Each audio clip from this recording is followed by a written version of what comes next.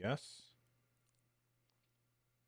And we should be live any moment. Yep, there we go. Hello there, Night Razor and Vaxer and Owen and Jacob.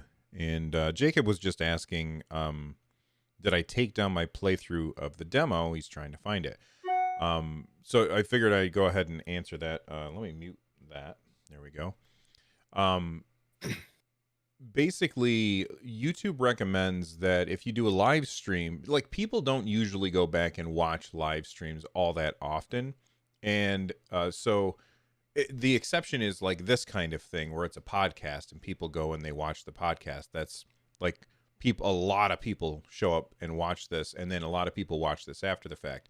Very few people watch a live stream after it's no longer live. So YouTube recommends that you unlist them when you're done so that it doesn't like count negatively towards like their stupid algorithm thing. So that's why you can't find it. However, if you have like notifications turned on, then that notification will still take like whatever notification that you have, it'll still take you to that video.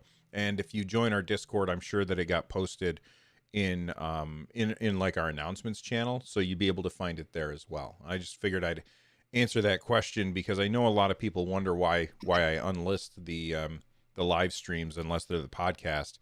That's the reason why. All right. How you doing, Lloyd?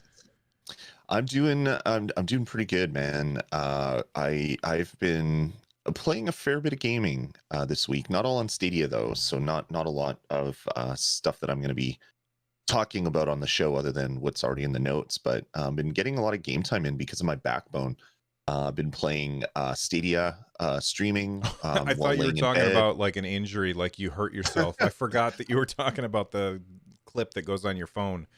I let my backbone slide. That's the problem. I don't know if you guys got that. Mice Refresh West in the States. I don't know if that was a Canadian thing because it's a Canadian DJ. I don't know if that song "Let Your Backbone Slide" was a US thing. So I just played for an audience of one, and I was still pleased with myself. So I think that was okay. But yeah, no, I've been playing a lot of Stadia on my backbone. What a fantastic controller! I think it's one of my favorite add-on controllers that I've ever had. It's so good. I've been playing Xbox streaming because I got into xCloud beta. Been doing a little of that. I've been doing Stadia, checking out PlayStation Now, or trying to check out PlayStation Now on my PC. I've been trying to hit all the services that I have access to and check things out. It's been a good week, man. Absolutely. Are you ready to start the show? I am. All right. I'm gonna very hit a button. ready. Hey everybody, it's Bill. That's Lloyd. This Stadiacast. We're going to be talking about video games here. Lloyd, how are you doing today, sir? You ready? I am doing fantastic, and I am ready to talk about Stadia. We got some great news to talk about today. Yeah, before we actually get started with all of these Stadia news, if you are interested in watching the video version of the show, then head on over to nerdnest.tv, click on subscribe, click on the little bell thing so that you get notified each and every time that we go live, because we do record this show live every single Sunday at 10 a.m. over on that YouTube channel, nerdnest.tv. Go over there and subscribe, and you can be here with us and the chat and talking about all of the Stadia things. In addition to that, if you want to support the show, there's a lot of different ways to support. There's a bunch of different buttons down below the video. If you click on those buttons, they'll all tell you how you can support. But thank you very much. The best way to support the show is to click the thumbs up button, because it tells everybody else, hey, this is good stuff. Check it out. It does. All Definitely. right. Lloyd, what have you been playing, man? It's been a big week. Resident Evil 8 demo came out. We got new pro games. But at first I'm going to start talking. I did a first look for Disco Elysium on Stadia, which is a role-playing game that I'd heard a lot about, but I never looked into it. There's a lot of games like that where if I'm interested in a game but I don't want any spoilers, I go on complete and total media blackout. I don't look at gameplay videos. I don't look at trailers. Excuse me, I don't look at websites. I don't look at people talking on Twitter. And Disco Elysium was one of those. At first, I didn't really know much about it. but then it started winning all the awards. Like it won like best RPG at the Game Awards, and then it just won like all of these individual awards at different game shows or award shows rather. And I was like, okay, this is on my radar. I'm going immediate blackout. I want to experience it the first time when I get to play it. So booted it up on Google Stadia. And holy crap, is that game awesome. I don't really know what's going on in the game yet because you wake up and you apparently went on a drunken bender for 3 days and you don't know your name. You don't know who you are. You don't realize that you're a police officer. You don't know anything about it. And it looks like it's a game mainly about building relationships. Obviously, it's a game about solving the murder and figuring all that stuff out. But it looks like a lot of what you're doing is talking to people. You based on your base stats that you have, like your intellect or your strength, different things come up randomly in this conversation, and every once in a while you'll have a chance. It's like I can get more information here, but I got to roll the dice, and I only have a 25% chance of winning this one. So you roll the dice. If it succeeds, you get some good stuff happening during that conversation. If it doesn't, you might anger the person or do a bunch of other stuff. And such a fun game. The look at like everything looks like it's hand painted in oil.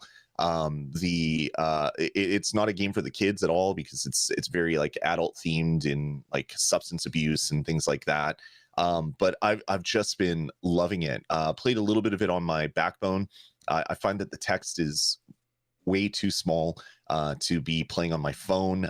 So then I came back and played most of it on my PC. But man, what an amazing game! I'm super glad that this came to Stadia, and it's even better now that it got the patch because there was a game-breaking bug where you got to a certain point in the game and you just couldn't go and do anything. Thankfully, that's been fixed here on Google Stadia. But Disco Elysium is just a fun role-playing game. It reminds me a lot of the old Baldur's Gate or TSR Gold Box role-playing games, where it's kind of like a top-down three-quarter overhead view with a lot of like character interactions and things like that. But in this case, all of the voice that I've seen so far has all been voice acted in a really interesting way. So yeah, Disco Elysium's pretty decent, man. So what kind of like what is the gameplay like? I mean, you said it's a top-down thing, but like is there combat? I know that I there's conversation trees, but is it just like a walking around and talking to people and that's it? So far, about an hour and a half in, I want to say 2 hours maybe. It's all talking. It's you're trying to figure out what has happened at this. You're kind of like at a motel or a hotel or apartment building, and someone was murdered and hung outside, and you're trying to figure out what happened here. Both you and your partner, which is like the regional chief of police, that is joining you there and trying to help you on this case. And it's fantastic. It really, really is. I haven't seen any battles yet. I haven't gotten to any sort of fights or anything other than just chatting with people. It's one of those games where it seems like there's almost an unlimited number of things to look at. Like you go over here and it's like, oh, I'm going to look at this ashtray, and then there's like this monologue about when you use the ashtray the last time, or why is there a cigarette that has lipstick on it? Like that type of stuff is happening all over the game, without giving any specifics to any of the actual stuff that's in the game because I don't want to spoil anything. It's really good. There's some questions. Does it work well with controller? Yeah, it works okay with controller. I could see mouse and keyboard would be a lot easier because you could click on the little there's like these little circles that appear and they show you that you can interact with these things. If you have a mouse and keyboard, you just click on them. If you were using a controller, you have to use your right stick to kind of zone in on the one that you want to investigate. Then you can hit A to go and look at that stuff out. So So it's like a point and click adventure? it's more like a role-playing game. So Okay. if you played like the old TSR role-playing games, there'll be like things that you can click on and they give you some more information, or you pick them up, or you do stuff with them. You use a key to open a door or whatever, like that type of stuff. It feels very old school, but also very new school, based on the engine and kind of the stuff that's happening, like the full the full character acting for every voice line has been a lot of fun. So I'm going to be slowly making my way through this game. This is going to be kind of my palate cleanser. I like to have one of those games a lot when I play other more action or scary games like Resident Evil. When that comes out, I like having a palate cleanser to kind of reset my brain a little bit, Mhm. so it's not all adrenaline and fear. So Disco Elysium will be one of those. Although the game seems kind of creepy as well, so there's some other stuff at play, and I do think that stuff at play exists solely in your brain as your character in the game. So really enjoying it and looking forward to playing more of this, which is very much a character-based role-playing game, and I just can't wait to see what else happens as I make my way further into Disco Elysium. Awesome. Well, you mentioned Resident Evil, and we both played the demo yesterday for Resident Evil 8. My initial thoughts are, and I did a live stream of it. So if you are, if you join the Discord, I'm sure you can find the link that'll take you to that live stream if you want to watch it after the fact. My thoughts are, I've been playing a lot of Resident Evil 7. Well, okay, a lot is a relative term. That's the only game that I've really played this week because I've been busy. But I've been playing Resident Evil 7, and now I played the demo for Resident Evil 8 last night. And I gotta say that Resident Evil 7, what I've played so far, if I'm just comparing the two, is way, way scarier. Way scarier. Resident Evil 8 feels a little more action oriented, and I didn't have this impending sense of doom as I was playing Resident Evil 8, whereas with Resident Evil 7, I felt incredibly uncomfortable. And my wife was watching my playthrough yesterday, and she said, "Well, it feels like in Resident Evil 7, it feels like this is a place that can exist. Mm, And with Resident Evil 8, like there's a castle, and like you're like yeah. I believe you're the same character from the previous game, and these people are all like super old school, like Mm, with the these and the thous and the, I don't know, like it just doesn't seem believable. And I'm not mm, saying that's a criticism, but my experience is that it just doesn't seem as real. And when mm. I was Okay. playing Resident Evil 7, I was like I can imagine that there's some backwoods people that, behave like this. Whereas, when you've got vampires and werewolves, it's a little less uh Sure. does that make sense? Yeah, I guess so. To me, Resident Evil 7 was very much like Resident Evil 2. There was always, you're being chased by someone. You weren't being chased by Mr. X, but there was always someone after you. And there was the odd time where people are busting through walls to get you. And it reminded me very much of Resident Evil 2. What I've played of Resident Evil Village, Resident Evil 8, reminds me very much of Resident Evil 4, where it seems like more exploration and plotting in bigger areas. You're not just limited to the inside of a mansion that you're kind of trapped into, like in Resident Evil 7. So I kind of like the difference between the two. It very much feels like you're in a land that time forgot. Like you have a castle with vampires and werewolves. It's like you're holed up into some hidden area in Transylvania or something. I'm really digging it though. One thing I got to say about Resident Evil 8, the game has some of the best character models I've ever seen, Oh my god, it's beautiful. and the voice acting, like not just the voice acting for the voice itself, but the voice acting as it relates to the lips moving and facial characteristics changing, like squinting when they're talking, blinking, the movement, the motion capture that they did. It looks like one of the most believable voice performances in video games that I've ever seen, which is amazing. And the engine itself just looks absolutely beautiful, from top to bottom. I've played all of the first demo, which is like the village, I think they call it. I can't remember what they call it. And I've only gotten about halfway, or maybe not even halfway, because to finish the demos, you just have to like open a specific door, and it's like, okay, the demo's finished, essentially. I don't know how far away I am with that on the castle. I want to go back to it after we finish recording.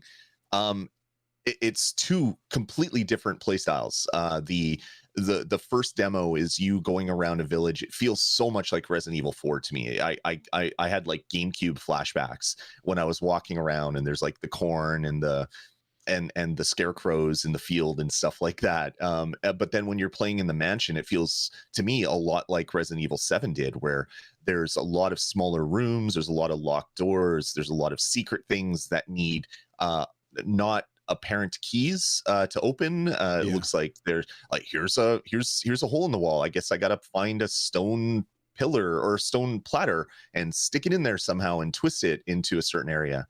It seems like there's a lot more in that, but man, the game looks so good. I was already excited about Resident Evil 8, but playing this demo just amped up my excitement level to 11. The game looks, plays, and just feels like a kind of a next gen experience. So I'm impressed with how good it looks on Stadia. I want to see some comparison videos that people always do to see what it looks like on the Series X to the PS5 to Stadia to last gen consoles, because it looks like the Stadia version is quite up there in its graphical fidelity. So I want to see what the difference between the kind of the next gen consoles and Stadia looks. But it looks like this might be a really great game to show off the power of what Google Stadia can do. Right. And you know, speaking of what Stadia can do, like it's really amazing that Capcom can tweet out a link, and you don't have to have a pro account. You don't Yep. have to buy anything. You can just No, click that no credit link. card. Yeah, you can just click that link. If you've never used Stadia before, make a username, click like 4 or 5 checkboxes, and play the demo right then. That is absolutely amazing, and it is the best advertisement for why cloud gaming is so good. Now, you talked about the graphics. I Mhm. have to agree. This is the most gorgeous looking game I think I've ever seen. Capcom has nailed it. Everything looks fantastic. I was blown away by the graphical fidelity. Now, I don't really care what the Ks are or what the frame rate is. All I know is that it looked really really good, Mhm. and it played really really smooth. Like there were no hiccups as I was turning, no dropped frames or anything. Everything Yeah, was smooth and felt really great. yeah. Um as far as the gameplay itself, I'm I said it seemed like before I was kind of saying Resident Evil 8's not as good as Resident Evil 7. That's not what I mean.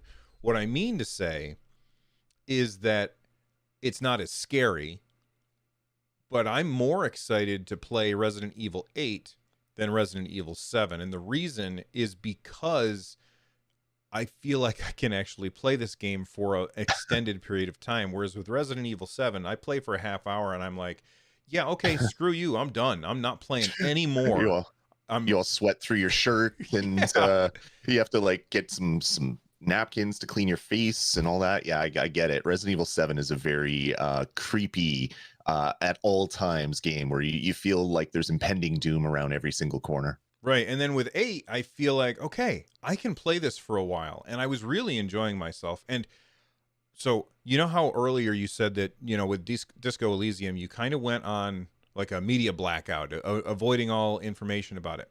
I kind Yep. of did the same thing with Resident Evil 8. And I know that there were a lot of people who were excited for the tall woman, right? They were like, oh man, she's so cool. And I saw a screenshot at one point that showed her, and I just assumed that my character was laying on the ground. But no, she's actually like really tall. When I first Yep. walked into the room and saw her, and she had to like fold herself in half to walk through a doorway, I was like, "Oh my god, that's so weird." Like that was unexpected. And like there's other giant people like Andre the Yeah. Giant or bigger sized people in the Yeah. game as well. And like there's different mechanics in the game where obviously there's crafting, and there's always kind of been crafting in these games, but you also have like trinkets that you can get, or treasure, I guess. And you could take Yep. that stuff and you can trade it for, upgraded weapons and stuff like that. So there's a little bit of almost Yep. RPG-ness to this one. And I don't know, maybe that stuff exists in Resident Evil 7, but I'm not there yet. But I'm really impressed with it. And I think that this game is really something special. And it shows off how awesome cloud gaming is, because you could just click a link with nothing else and start playing a game Yeah. immediately. That is so cool. Yeah. The tall vampire lady, she's 9.5 feet tall. So she's a big girl in the game. So I'm sure that'll come into play at some very scary points when she's looking over walls and you can't see anything, and then she kind of peers over or something. I'm sure there's going to be some creepiness that's going to show just the difference in scale between whatever those vampire ladies are, or whatever they are, compared to us as normal humans with healing herbs, sprays, and not enough gun ammo to make your way from point A to point B, as every Resident Evil kind of devolves into.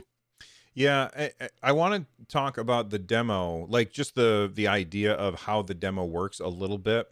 Mhm. So basically, you turn it on, and it's like you have two demos that you can play through. There's the village, and then there's the castle. And they did a time limitation on it, so you only have an hour to play. And I think that that was cool, but I almost wish that they had taken that choice away from me and just said, okay, you have a half an hour to play this one. Okay, you're done with Right. that one. Now play the other one for a half an hour. Because as I was doing the live stream, we were going through I was playing through the village part, and I didn't finish the village part. I did finish the castle part.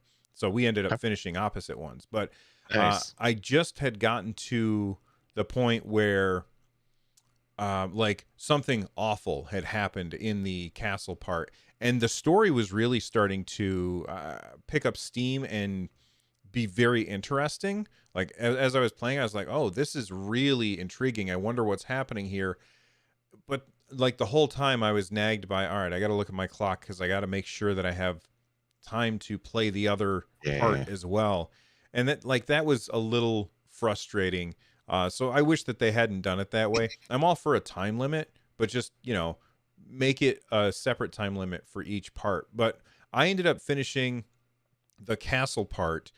As I was playing through that, like there was a character, and I'm not going to spoil it for anybody. There was a character that I clearly could not injure.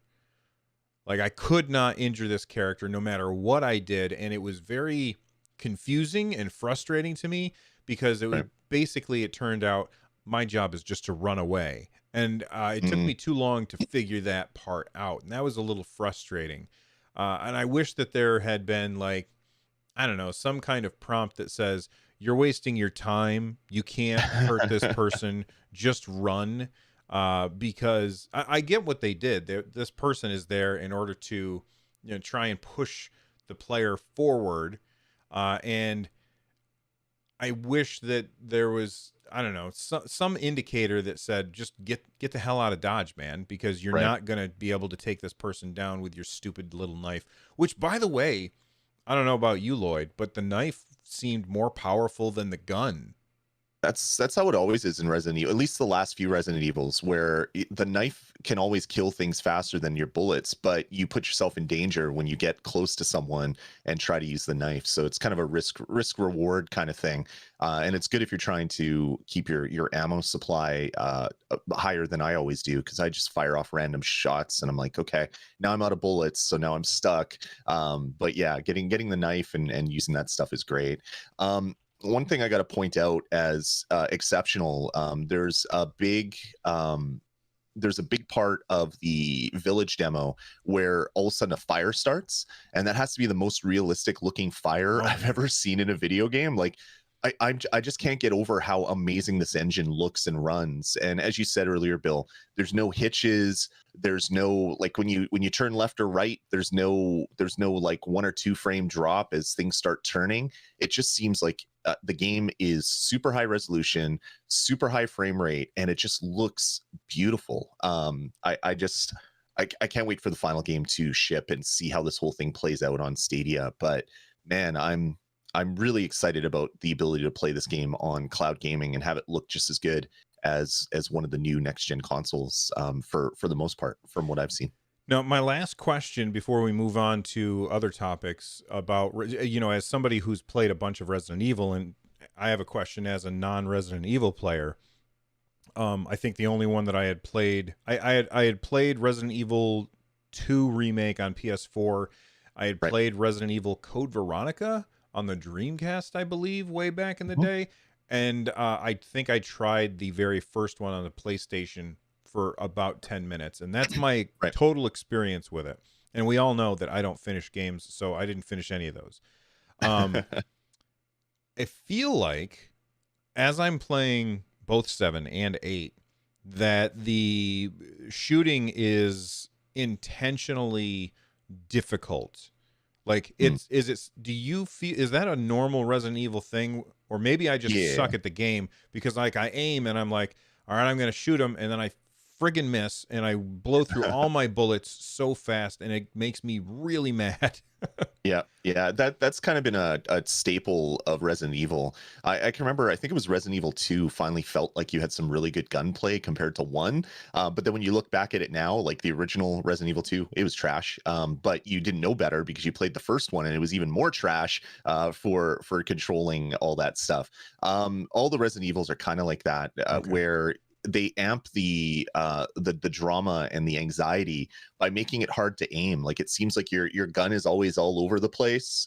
Even when you're ADSing, Hmm. aiming down the sights, your gun is still moving, so you're missing your headshots and things like that. That's kind of a staple for Resident Evil. So this is par for the course there. All right, that's good to know because I thought it was either A, I'm just getting old and getting worse at this kind of thing, or B, like it was a latency issue, and I was like, "Oh, I hope it's not a latency issue." But I Yeah, felt no. like I was just being bad at aiming, but I also felt like they were doing that on purpose because let's be honest, if one of these things is coming at you, Yeah. you're not going to be cool, calm, and collected. You're going to be struggling with how to react. So Yeah. that's good to know that it's a staple with the Resident Evil series.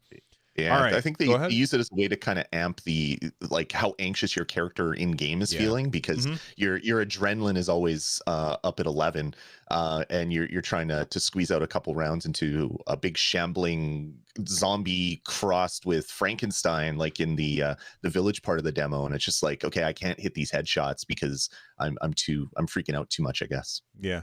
Um, you also played Floor Kids. What? Yeah. How are you feeling about that? So I today of all days, I claimed my pro titles. I had forgot to do that yesterday. So I quickly jumped into about 25 minutes of Floor Kids, and I played it on Switch. I love Floor Kids. I completely love the idea behind the game. I was always a fan of breakdancing when I was when I was young, breakdancing was new, and that's all you saw on TV, on music channels, and things like that. I can't breakdance, but I always loved watching other people do it. And Floor Kids is essentially a breakdancing simulator. It's a rhythm action game where you're not really penalized by not hitting every single beat directly on the mark. There's a lot of freestyle elements to it, just like when you're breakdancing. Hmm. So I played the first couple levels on Stadia, and it's such a fun game. I understand there might be some people that don't like that style of rhythm action game, but I really love rhythm action where you're not penalized by having to hit the button on the specific frame that the game expects you to do it. Avicii in Vector on Stadia, it's not a Stadia issue; it's a game issue. It's very much you have to hit the button at the very second that it expects you to. Where Floor Kids is kind of at the other end of the spectrum, where you have a lot of freedom to how you want to bust your move. Do you want to just do normal low ground kind of moves and just keep doing that for the whole of the game, and then eventually do the things that the crowds are calling for? If they're asking for like a windmill or something, you can do that, or you can be crazy and just kind of go all over the place. It performs so well on Stadia, and it's been super great to hear some of the music from this game again in my headphones, because I love the soundtrack to Floor Kids. So what a great get for Stadia. I understand that people look at it and it's like, but it's like hand drawn. Like, what is this stuff? Give it a try. Play through it. It is definitely a unique rhythm action game. And if you have any sort of love for kind of like the whole beatbox and breakdancing world through the music, the culture, whatever, there's enough of that kind of steeped in this game where you'll find a little bit of enjoyment from it. Yeah, I'm definitely going to check it out. I probably wouldn't have paid money for it, but since it's part of Stadia Pro, I may as well. Like, there's no Exactly. good reason for me not to try it. So, and maybe it's absolutely going to grab me. We will find out. All right, let's Mhm. move on to the news this week. First off, I know that everybody wants us to talk about Search Bar. We will get there as soon as we can. They did a This Week in Stadia thing, and we've got our pro games, including Floor Kids, also Hotline Miami 2 and Trine 4. I'm not really. I mean, Trine 4 is cool. Hotline Miami, it's okay, I guess. Floor Yeah. Kids, I'll try. I'm not excited about any of these, but I think I like that we got 3 more games this month, and actually, Yeah. there's going to be a 4th one. Now, Mm. it always bothers me. Like, Google did an interview a while back. I think it was with Eurogamer or something. No, The Escapist, I believe. Okay. And they said, no, we're done pre-announcing things. And then they pre-announced something. So Yeah. here's my prediction, everybody. The people are going to predict that game X is going to be the game. And then when it's some other game, they're going to be mad. Yeah. And no matter what happens, no matter what game it is, there are going to be mad people. There are going to be people who are angry about this because the thing that they want to happen isn't what happens. Like, I guarantee, like they said, and stay tuned next week to next week's This Week on Stadia. But that's a weird sentence, to find out what the other game is coming to Pro. And I know Right. that there are people that are like, was it GTA 5? Is it It's what's the Fortnite, other? isn't it? It's Is got to it be Fortnite. Fortnite? And if it's not those games, there's going to be people Yeah. like, well, this is stupid. I can't, and it just drives me crazy. Google, you Yeah. said you were done pre-announcing things. Why are you pre-announcing things? Just shadow drop it and Yeah. surprise people. I can't agree more with that. Don't pre-announce the announcement. Just announce the announcement, or better yet, don't even announce it. Just drop a game and then say, "Oh yeah, you guys all found that we added a 4th game in May. It's blah." And do that days after. You don't have to do it the same day. Let people kind of be excited and live in that excitement for a little bit. There's some interesting theories for what's going to be the 4th game. Of course, everyone's saying Arc because we Mhm. know that's coming. We know it's going to be a pro title. But there was an ESRB, I believe. Let me see. I think it was an ESRB listing for it was ESRB for Rainbow Six Siege being rated for Stadia, and there's going to be a big event on the 4th of May talking about Rainbow Six Siege. So now everybody's saying, "Oh, it's got to be Rainbow Six," and that's Right. why they waited. That's why they waited. We're getting kind of a next gen looking version of Rainbow Six to go with the PS5 and the Xbox Series version. I could see that. Maybe that seems like a really big game to have as a freebie because that Oh game is yeah. still crazy popular. But yeah, we'll wait. We'll see next week what the actual announcement is. But sometimes the talking about the announcement is more fun than the announcement, even though there probably shouldn't have been. It should just been stealth drop. But you can sometimes get fun from all that stuff. I have fun with it, but other people get mad. That's Yeah. all I'm saying is people get mad. So people, don't get mad.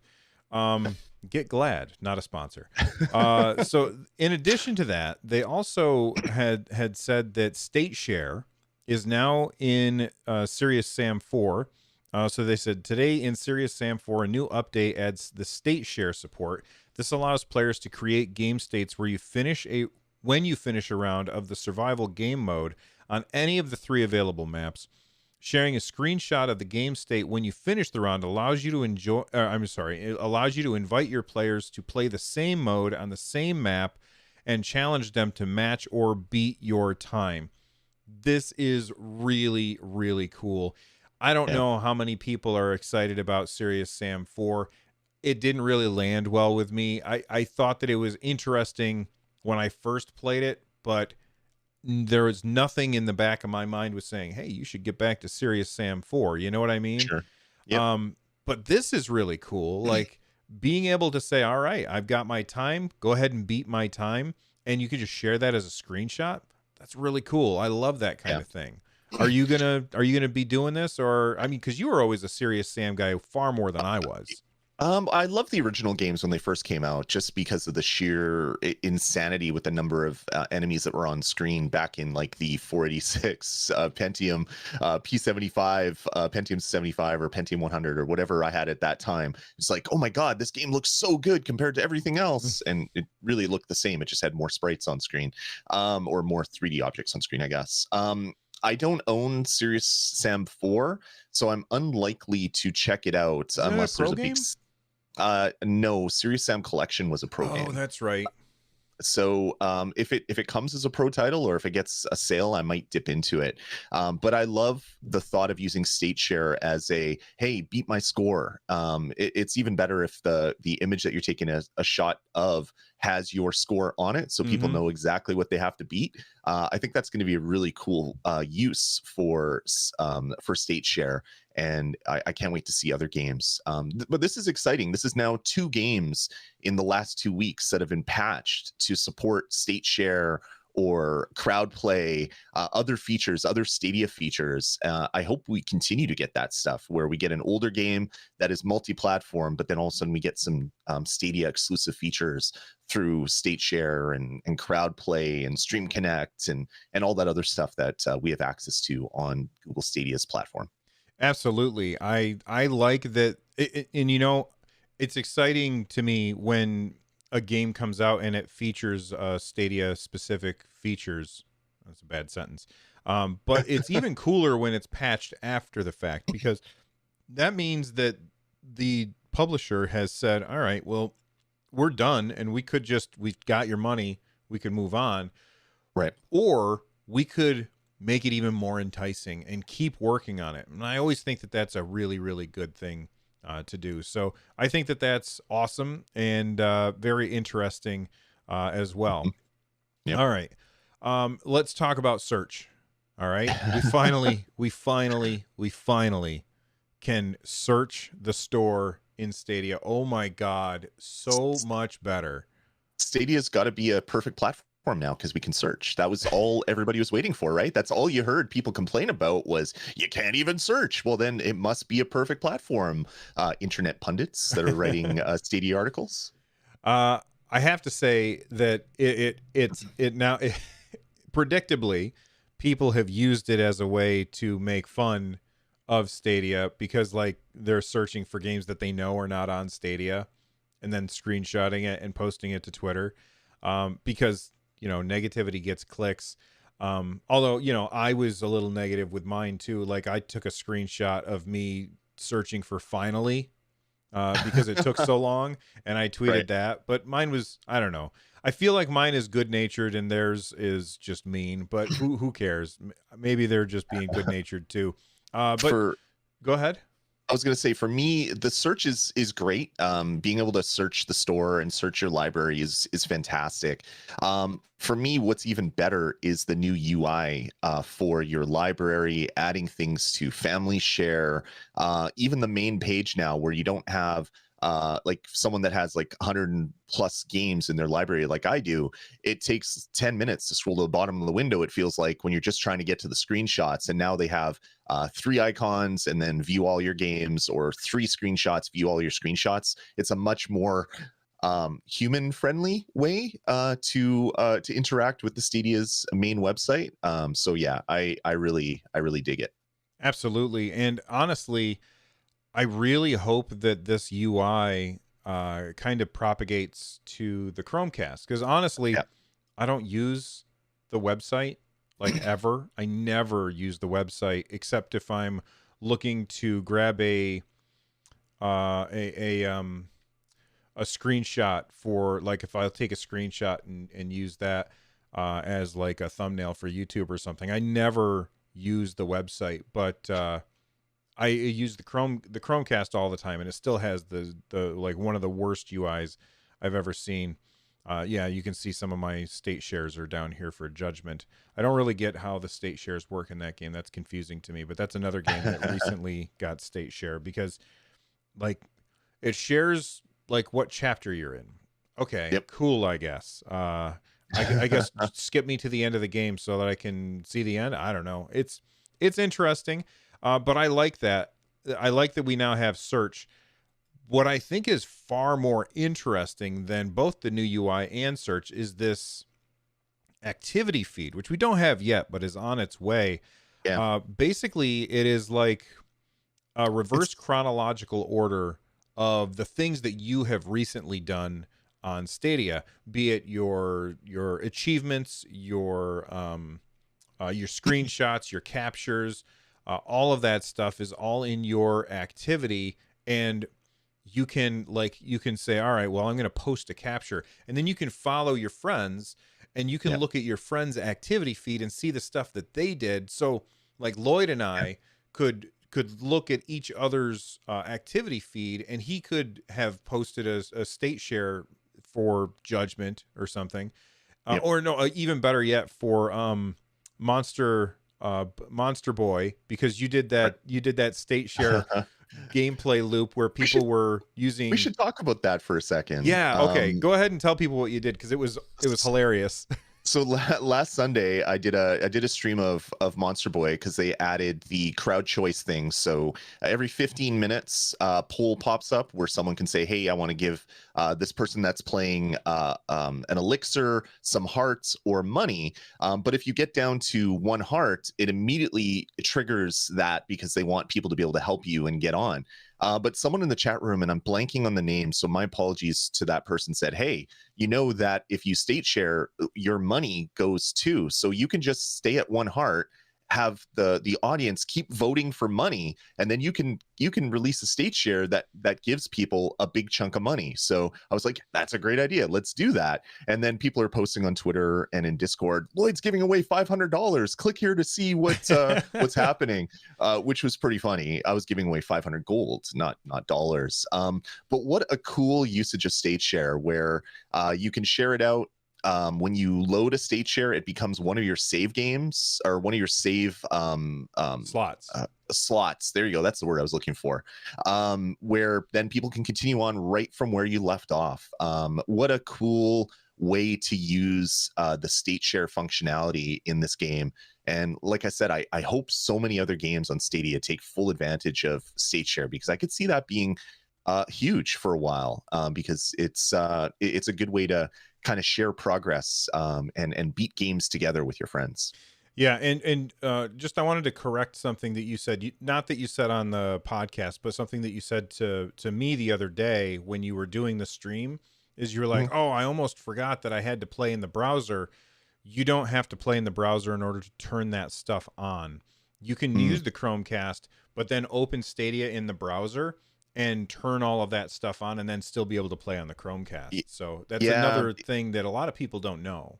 yeah, I was trying to make that work, and it wasn't working for me for whatever reason. So I was just like, you know what? I don't want to troubleshoot this anymore. So I just went completely to playing on the browser. But yeah, it would be a nice thing if that UI was a little bit easier to use to get all that stuff sorted out. But I mean, that stuff will come in time, I'm sure. Absolutely. All right. You said the magic word UI. We should go back to the activity feed. I think that this is It's awesome, and I can't wait to see like all of the cool things that you can do with the UI now that you're Yeah, including things like state share and things like that into yeah. like this reverse chronological timeline. This is going to be so cool.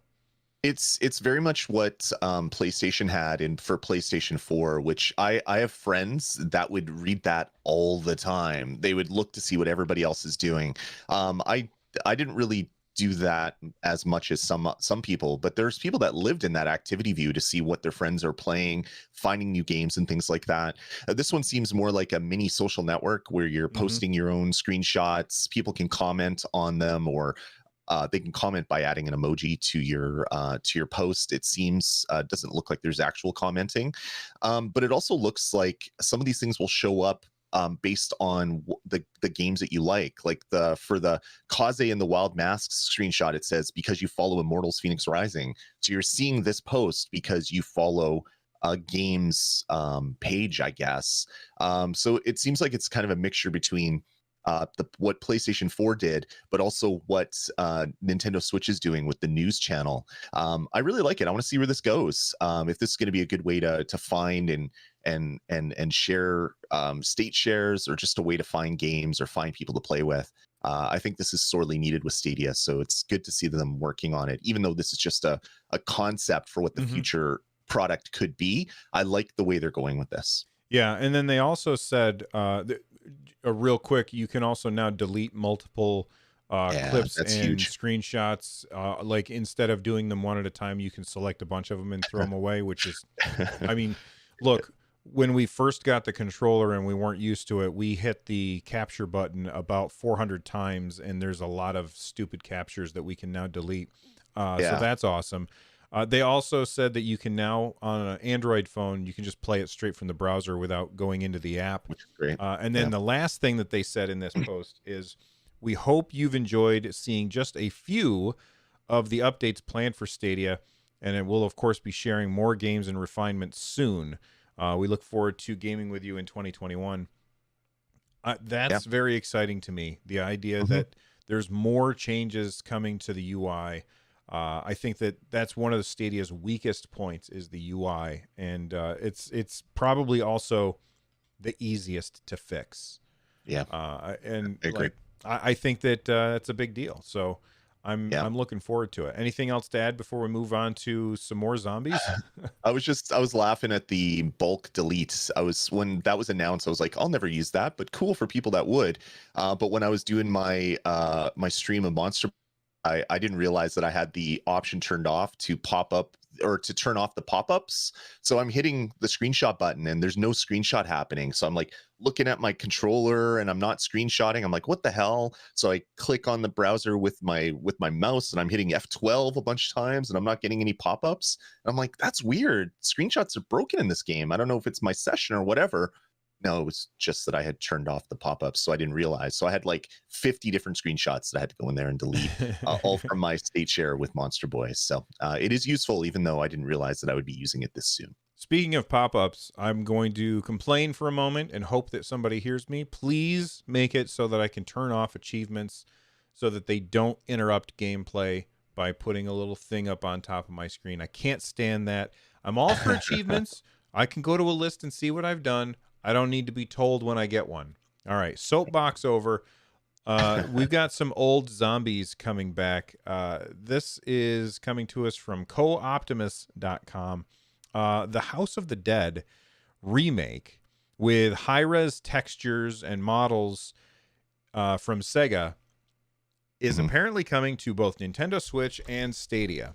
And the thing that first off, I loved House of the Dead. It Yep. was so much fun. I cannot imagine playing that game without a light gun. Like what? Why? Are you interested in playing this game without a light gun, Lloyd? I am. I am. Really? I loved House of the Dead. I've played a bunch of these shooters on like the Nintendo Wii, or maybe the Wii is a bad example because you could use your Wiimote as a light gun. But PlayStation, so you just use your cursor using a thumbstick to move it around. It's still a lot of fun. I have so many memories of playing these games in the arcade, like all the different shooters where you'd be hitting a pedal to pop up and shoot and then drop back down and things like that. Obviously, it's not the same without using a light gun, but I'm fully willing to play this game over again using analog control with an analog stick. Yeah, I have like bad memories of playing Lethal Enforcers on the Sega Genesis, and we didn't have a Right. light gun, so it was cursor mode. That was terrible. And so for me, Jerome in chat has said exactly what I'm thinking. No light gun, no play. I'm not playing the game without a light gun. Now on the Switch, like they can fake a light gun with the gyroscope in the Wii remotes, Yep. and because you can hold just one Wii remote in your hand and it's not the whole controller, that makes more sense. So maybe I would play it on there, but it's not like a gun, and you want it to be Yeah. like a gun. Although, man, you just brought me back, way back to my arcade days, where I was an arcade rat, and you would go in and put in so many quarters into Time Crisis with that, Yep. where you step on the pedal in order to duck down, or So good. yeah, such a great game. I wish light gun games were still a thing. Mm. I wish that like the light guns don't work because of the current technology. I think that they make ones that do now, but They do. the whole like genre has just, I don't know, vanished, Yep. and that's really too bad.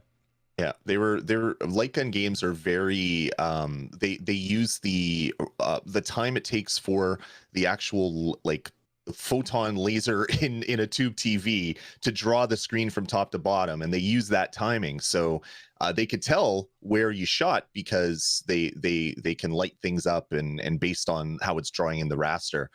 Modern TVs update the whole screen at various intervals. It's not always a full refresh. So having a light gun that works that way is going to be really tough. There's a lot of retro companies that are making light guns that will work on LCDs using different technology. So they're possible on modern screens, but there's nothing better than using an old tube TV and hooking up your NES Hmm. zapper and playing Duck Hunts. It's just such an amazing time playing those in my youth, and even going back to it now is a heck of a lot of fun. I also really love the sound that the NES zapper makes when you pull Oh, that trigger. It's such a chink chink chink chink such a chink chink. distinct sound. I'm not getting mine off the shelf because it's, the wire and everything.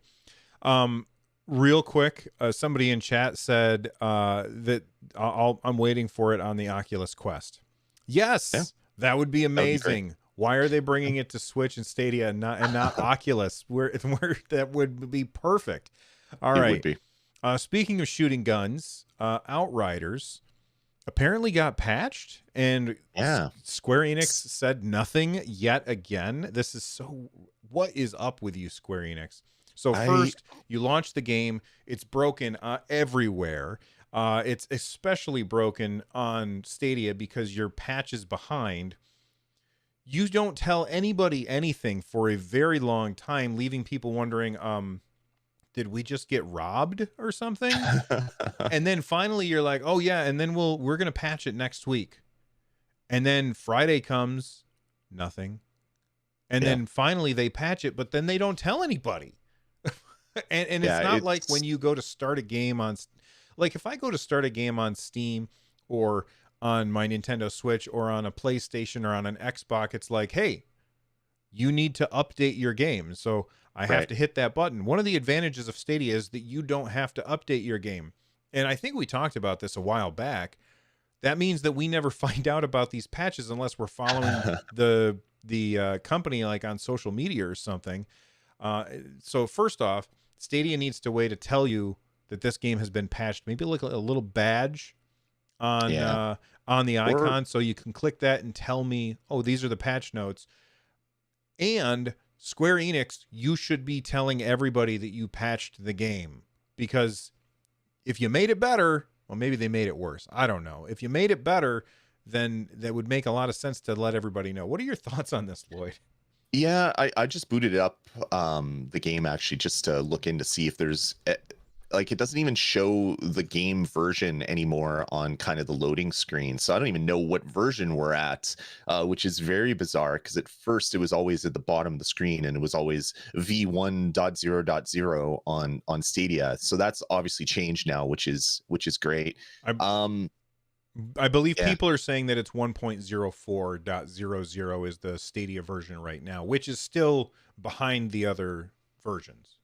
Yeah, exactly. So I was just dipping in real quick to see what the actual version number is. I wish, like, one of the best features of PlayStation, to me, and for PlayStation 4, was the ability to bring up patch notes to see exactly what was added when a patch happens. That is easy to do on PlayStation because you know when there's a patch coming because you had to download it. On Stadia, having patch notes and, like you said, a little badge saying that it was updated since the last time you played it, even like that badge can go away once you've started a game, Hmm. but have it there, like a little pro badge, but say a fresh update, and if For you click on patch. that, yeah, for whatever it is, you click on it, then it shows you what was in that patch note. That would be just amazing. I would love that. But yeah, this whole Outriders thing is just so weird. Like we had um we had radio silence from the developers and the publisher forever, and then all of a sudden it just showed up at the end of a blog post saying, yeah, we're working on the Stadia version and we plan to have it done next week. It's like, well, that is the first time you've even mentioned the word Stadia on your Twitter, on your website, on any communications that you're doing. It's just so bizarre that there's no communication about this one version of the game. Like, did they not want to bring it to Stadia, but they were contractually obliged to do it? Was everything else just such a steaming pile of smoldering rubble that they had to do everything to fix that first, and then they were able to move it over? Like, we don't even really know. But um, I don't like the fact that people bought a game and they had zero communication about how the game was going to get fixed, because Outriders at launch was not fully playable on Stadia. It was a framey mess. The servers were up and down, and you have all these people that paid $80 in Canada or $60 in the US for a game, and they don't even know if they're going to be able to play it in the near future. And at a month, you can't even refund it anymore because it's way past the Hmm. refund point.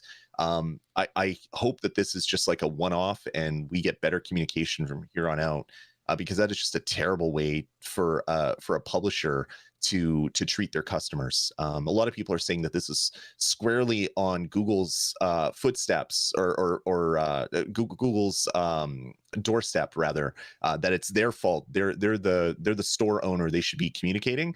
And to me, I don't agree with that. It's the developers make the game, the publishers publish the game. They're the ones that have to communicate with the end users. Well, Google can say, yes, we're working with our publishers to make sure that we have something that works. It is up to the developers or publishers to say, yes, a patch is coming. We anticipate it'll be here first week of May. It's going to fix all these things. That's the communication we need. And sadly, we didn't get it with Outriders. And I would agree with you that it is on the publisher and the developer to be in charge of the communication. However, I do think that Google should have said, no, you are not launching this game on our platform because it's not done. Like they should have done a lot check and said, nope, you're not doing it. The same Yeah. thing should have happened, like with Cyberpunk 2077 on PlayStation and Xbox, where they Yeah. said, you know what? This isn't good enough. We're yanking it and we're going to Yeah. offer everybody refunds. Like that kind of thing should have happened with Outriders. The refund part should have definitely happened. It's like, Right. after the fact, they could have said, okay, obviously there's a lot of you that are not happy. We've extended the 2 week and 2 hour refund period to whatever. No questions asked. If you want to refund Outriders, you can go do that right now. Sadly, that didn't happen. I, but I did load it up this morning for just a little bit, not long enough to make any real progress or anything. And I haven't played it in, I don't know, it's probably been a couple weeks because I said, oh, I'm waiting for a patch. Yep. And I played it a little bit and I feel like it did feel smoother. Now It I'm did. not Yeah. sure because I hadn't played it like pre-patch 5 minutes before, Right. but Right. it felt a lot smoother. However, if I turned the camera real fast, like not like you do, like okay, so if you're playing a shooter, you tend to turn the camera a little bit like this, just a little bit left and a little bit right over time. But if I just do a hard crank on the right stick to spin around completely, you know those frames that you were talking about falling off? in that doesn't happen in Resident Evil 8. It's still happening in Outriders, and I am one of those people who is extremely forgiving of frame rate issues. I tend not to notice them too badly. It's still not really good. Yeah, So I still think that it needs more time to cook. definitely. But it's better than it was before, if that makes any sense. Yeah, I've played a lot of Outriders on Xbox. That was where I was playing the bulk of my gameplay, just because there was no crossplay. The patch was not there on Stadia. So I'm like level 19 or 18 or whatever on Xbox, and then I just booted up the Stadia version, and I'm level 4, and I'm like, oh yeah, that's right. There's no cross progression. Ugh. Oh no, I'm gonna have to start again. So I'm gonna be starting my character over, I think, on the Stadia version, so I can play through this one on this platform. Well, you So got I to play prefer as to a play on different Stadia. class. Yeah, that's what I'll do. I won't be a Pyromancer this time. I'll be whatever the Trickster or whatever the other classes are. I'll choose something new. All right, let's move on to the super chats. These are the messages that people said. I absolutely 100% want to make sure that you see my message. So thank you very much for supporting the show. Let's start with Patrick Kajaran. He sent in a super chat for $5. No message, but a cool little animated game controller guy saying critical hit. I love that. That's really cool looking. I've never seen that one before. It's great. Neither have I don't. I've never used these super chats really, so I never get to see what these things look like all of the different options. So that one's really cool. Thank you very much, Patrick, for supporting the channel. Consino sent in a message or no message for a $20 super chat. Thank you very much for supporting at that level. We really do appreciate that. No message there, but then he did another one for $5 and asked for our thoughts on the Sky Climbers Stadia post and just that whole story of Sky Climbers and Stadia. So first off, thank you very much, Consino. We really do appreciate it. Lloyd is typing, and I'm guessing you're looking it up because I don't remember. I mean, are you talking about? I assume that he's talking about when they mentioned Sky Climbers in the This Week in Stadia thing. Is there something new? Because that was a couple weeks ago. Yeah, I'm looking. I don't see any new news other than the fact that it was included in kind of like their indie wrap up where there was the 10 indie games they wanted to show off. I'm not seeing anything new, but it's possible that I missed whatever big news popped up. The most recent thing I'm seeing is from 3 weeks ago, so it's very possible that I am missing something. Well, So he's saying it's just the mention. So I guess he just wants to know what are your thoughts about Sky Climbers? I love the thought of playing Sky Climbers. I love the thought of playing a vast 3D Pokemon game where you could build you could build a world and adventure with your friends and do all that stuff. And the fact that you can do it on Google Stadia is going to be a great thing. I backed this on Kickstarter and I chose a Stadia key. So whenever I get into the game, I'm going to be super excited about playing this one. I'm keeping my expectations in check about Sky Climbers because it is an indie game and it looks like it's such a vast, huge world that they're trying to make. But I'm really excited about checking this game out when it finally launches. And I'm there with you. I don't have a problem with indie games, but if I worry that we'll end up with a world that feels empty because Yeah. it's hard to fill these vast worlds. Yeah. But overall, I think it looks really good. I love the art style. I like the idea of the Pokemon aspect to it. I like everything about it seems really cool. I feel like so far it's pretty light on details, and that's what makes me nervous. But, if they take their time and they don't rush and they release it when it's ready. Look, you want to talk about an indie game that it has a vast open world for you to explore that has been done right. Look no further than Valheim. That's a dev team of like 6 people, and they made this game, and it's an amazing experience. So can Sky Climbers do the same? Absolutely. Absolutely they can, and I hope that they do because I think that game looks really promising. Fingers crossed. It just looks like, kind of ambitious for an indie team, but we'll see. We'll see what happens. Yeah, exactly. I'm really excited about it. I want to see more. I know they're moving towards getting in the PC beta, so we'll probably get a lot more information about what the game is. But yeah, it looks pretty amazing for a small indie dev team to be making a game this vast with different servers and standalone servers and all the stuff. I'm definitely excited about it, but I'm keeping my expectations in check for sure. All right, that's it for this episode of Stadiacast. Thank you very much, everybody, for hanging out with us. Lloyd, Hmm. any parting words as we end the recording? No, it's now May. May is my birthday month. I'm my birthday's on the 25th of May, so I'm hoping to do a large birthday stream. I've taken time off work, as I tend to do. I take time off on my birthday week. So I'm hopeful that May 25th, I'm going to do a large stream here on the Nerd Nest channel. What I need is community members to tell me what you want to see me play. Do you want to see me play something scary and stuff that's going to make me sweat? Do you want to see me make my way through a bunch of different games? I'm leaving it up to the community to let me know what they want for this grand old birthday stream when I do get 1 year older in one more revolution around the sun on the 25th of this month. And you might not know it by looking at us, but Lloyd is older than I am, and I am the younger one, which Yeah, you can't tell because my beard has a lot of gray in it. All right. it's because I live in Canada and we're always frozen, so my skin is just frozen in the same place it was when I was a child, is what it is. Well, there you go. All right. Take it easy, everybody. Thank you very much for listening to Stadiacast, and we will see you next time. Bye-bye. See you guys.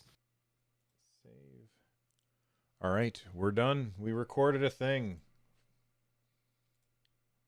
Oops. I almost hit the wrong button. I got to save this. File save. Somebody was asking about, did you see that Ubisoft Plus thing from Sander? Yeah, I haven't seen that before. I wonder what that is. What I'm thinking is some services are going to require you to pay for the base service before you get access to Ubisoft. Maybe that's what they mean, but I haven't heard anything elsewhere that your Ubisoft subscription is going to go up if you want to use it on the cloud. Yeah, that would not be cool in my opinion. No, you're already paying for access to another platform, whether you bought a controller or whatever. It seems like asking for a lot, but now that it is coming out of beta and it's hopefully it's going to be worldwide soon. Yeah, it'll be interesting to see how that plays out. I know Luna just allowed you from other parts of the world. You can register your interest in it now for the first long time. If you weren't in the US, it wouldn't even let you do that. They're now allowing people in other parts of the world to register interest. So I'm thinking that when Luna goes multi-platform or multi-country, that Ubisoft will then go multi-country, which then means it'll come to Stadia for other parts of the world, is what my hope is. Yeah, I have a problem with Luna. My problem with Luna is that, like, when you go to the Luna website, where it's like, hey, check out Luna, they don't do a good job telling you what you like. These are the games that you can play. Like, I mean, I haven't looked in a while, but I feel like it was always kind of, I had to hunt around to try and find where that stuff was. Am I making sense? Yeah, you are. Justin is saying that it's a fee for your save game files. I thought Ubisoft has Ubisoft Cloud built into all their games. I'd be surprised if they charge for it. Oh, interesting. That would be terrible.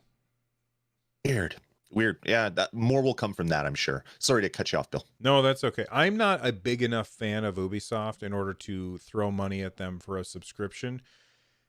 And like, they're making it even harder for me to be interested in that. If they're gonna charge me, if they're gonna hide the charge, like, I don't want to say it Netflix, where Netflix is like, by the way, we're increasing it by $1 this month, and you're like, you just did that like 6 months ago.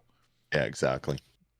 Yeah, right. I'm not a fan. If we have to pay storage fees for your save games, that's super bizarre, but I wouldn't put it past them. They want money. They're not giving this stuff away for because they're good people. They're a business that is beholden to their shareholders, and they have to make as much money as possible. Obviously, Um, they love gamers, but they're also a business, so they're going to want to make money at this business. Yeah.